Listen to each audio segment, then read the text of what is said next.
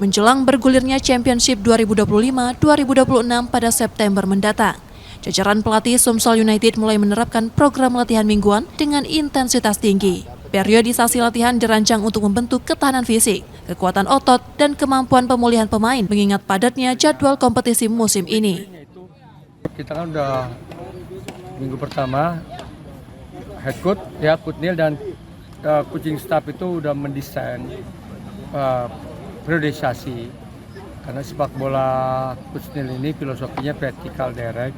Jadi kita combine without the ball, dan holistik, Dalam beberapa pekan terakhir, peningkatan kondisi fisik dan performa pemain mulai terlihat seiring berjalannya program latihan intensif tersebut.